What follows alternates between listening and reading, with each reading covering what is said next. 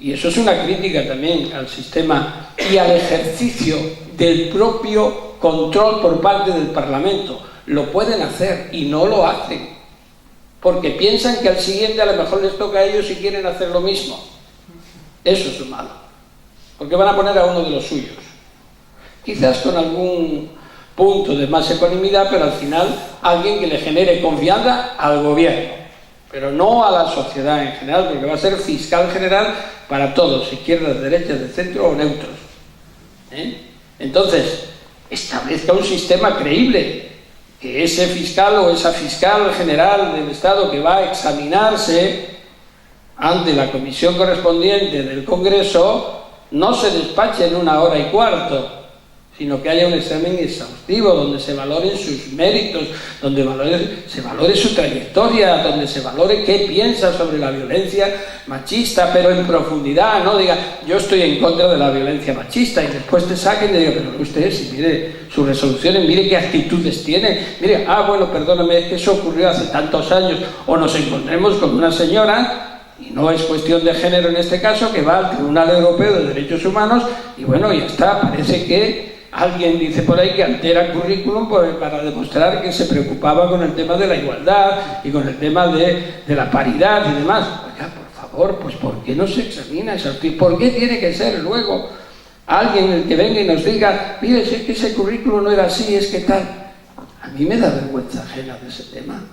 Es decir, entonces yo lo que quiero es que haya un sistema creíble. Bien, ¿eso se puede conseguir? Claro que sí. El tema de la corrupción y demás, medidas concretas, hay muchas, pero falta su aplicación verdadera en todos los ámbitos. Hay algunas que se pueden implementar, pero siempre que se vayan a cumplir, porque si no se van a cumplir no quiero más medidas. Pero, por ejemplo, no sé, en el ámbito que me es propio, por las puertas giratorias en la justicia. Nadie ha abordado ese tema nunca. Podemos ver a un fiscal que ha estado acusando a unos y no acusando a otras personas en Baleares y, no sé, y una semana después se está defendiendo a personas que han tenido sometidas a su propia investigación. ¿Eso es legal? Sí, es legal. ¿Es ético? Dudoso. ¿Es bueno para la sociedad? No, no es bueno para la sociedad. Por tanto, ¿por qué no se establece un mecanismo que eso lo controle?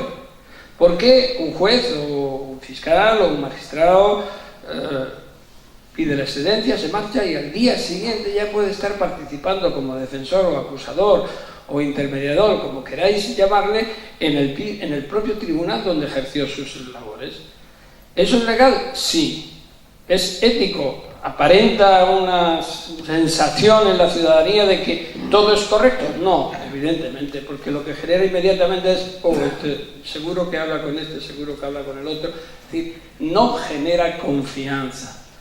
Y esencialmente, insisto, en una democracia donde hay mecanismos de control, de desarrollo, es esencial la confianza en las instituciones públicas. Al final, insisto, nosotros como ciudadanos y ciudadanas lo que queremos es que, uno, nos resuelvan los problemas con nosotros mismos, no nos sentamos y esperamos que lo resuelvan, pero que nos creamos lo que está pasando. Que si me dicen que es que no se puede, realmente es que no se puede. Si me dicen que esto es lo que hay que hacer, pues yo diga, pues si tengo que sacrificarme, me sacrifico. Claro, cuando haces este discurso te dicen de momento que no sabes, no entiendes o que eres populista. Hasta que el populismo te conviene. Entonces ya no es populismo, ya es discurso institucional. Entonces, el juego de palabras, el lenguaje que estamos oyendo permanentemente en algunos medios de comunicación, normalmente integrados en estructuras corporativas empresariales muy potentes, nos dominan, nos engañan y nos controlan. Decir esto vuelve a decirte, eso es populismo. No, populismo será lo que ustedes me están haciendo comulgar con rueda de molino cuando no es así y no tenemos mecanismos de participación. Pues otra medida que hay de transparencia es participar, es establecer, exigir mecanismos de participación, pero ojo, no solo cuando nos interesa, sino realmente dotados de la ecuanimidad, la participación de los ciudadanos. Hombre, eso es un sistema asambleario. No, se puede diseñar perfectamente, pero volvemos otra vez, tienen que estar las y los mejores. Esto es así. Y si no es así, pues dentro de un año vamos a seguir hablando lo mismo y vamos a tener la misma falta de credibilidad en la justicia cuando realmente hay material humano muy bueno para que sea un buen sistema. Vamos a seguir desconfiando de la clase política cuando hay políticos y políticas muy buenos, y vamos a seguir aplazando temas pues como es el cambio climático, como es la protección de la naturaleza, como es la lucha por nuestra propia supervivencia, y vamos a seguir en una especie de endogamia eterna, espiral hacia adentro, que no nos va a hacer salir del bucle en el que nos encontramos. Bueno, pues eso, ¿quién lo puede romper? Los ciudadanos, las ciudadanas, ejerciendo ese control, que en este caso casi se reduce al control democrático de la elección. Si volvemos otra vez a votar a un partido que, después de estar transido transversalmente, vertical y horizontalmente por la corrupción, y le damos más votos, pues bueno, pues entonces, ¿qué queréis que os diga? Ya está. Como decían en las suertes taurinas, que Dios reparta suertes. Entonces, es decir, pero la decisión la tenemos nosotros, evidente. Un apunte muy breve y damos pie a 2 o 3 preguntas más para ya cerrar.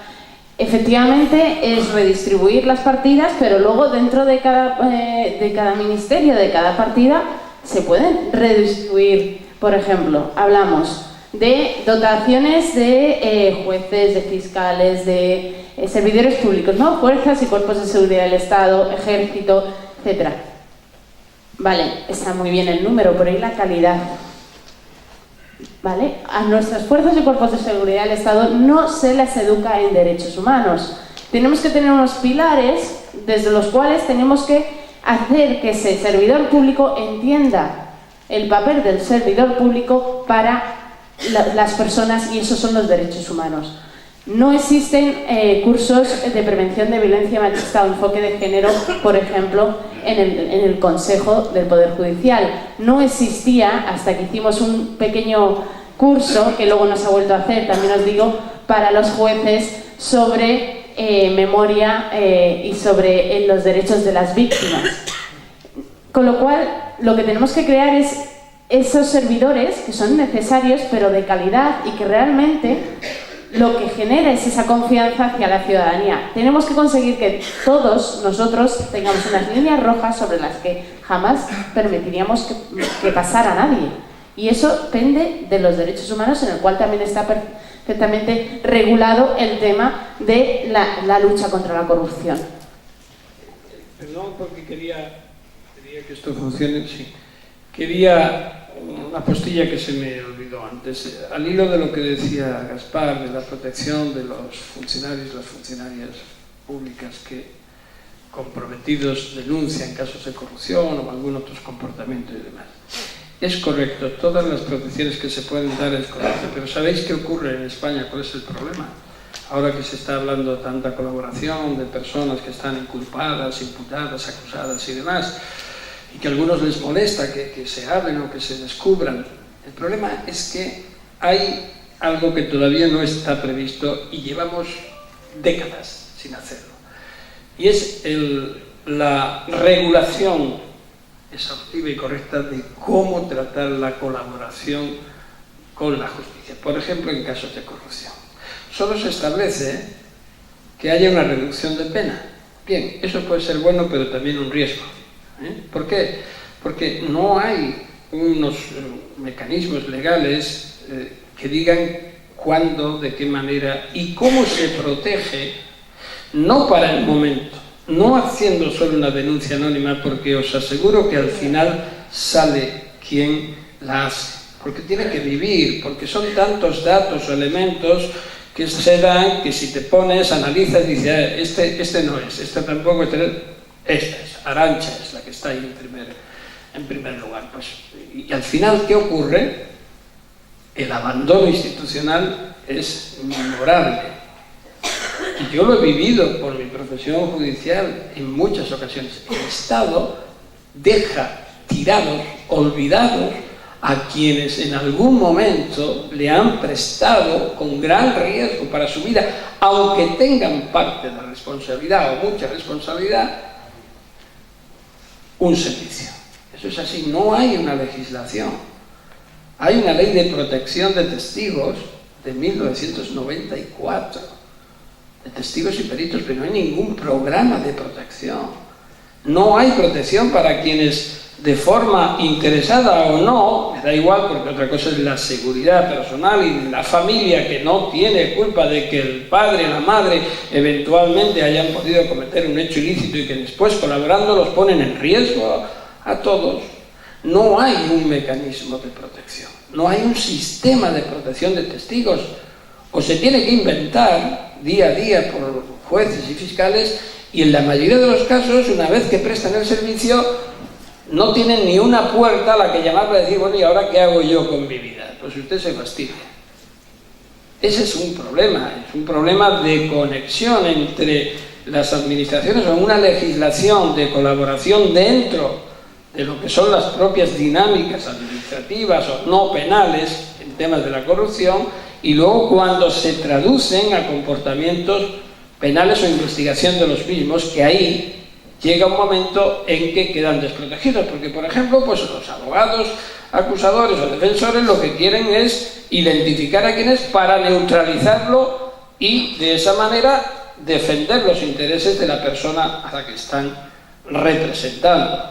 Pero es que es el Estado y las instituciones quien representan a esa otra persona o personas que están colaborando. Por lo tanto, hay sistemas que van avanzando en la protección, pero no hay avance ninguno en los mecanismos legales de protección. ¿Y de quién es esa responsabilidad? Del Poder Legislativo, del Ejecutivo, que no propone mecanismos, del Legislativo, que no adopta las leyes adecuadas para que esto se produzca. Y os garantizo que si esas normas se aprobaran y hubiera realmente un mecanismo solvente de protección, se avanzaría exponencialmente en la colaboración de comportamientos, por ejemplo, como el de la corrupción, para combatirla. Y ese es otro de los hitos que hay que conseguir. No, es decir únicamente que en la comisión de investigación del atentado del 11M, una de las conclusiones instaba al gobierno a regular, primero, todo tipo de confidentes, porque no está regulado tampoco, ¿no? Y luego a la protección de los testigos. Y no se ha hecho nada, pero estaba en la comisión del atentado del 11M como una recomendación. No, lo que sí se hace es decir que esos son 5, 6 o 7 personas que están fuera del partido y que ya hace mucho tiempo que pasó esto y que nadie se acuerda, y que entonces que no pueden contaminar a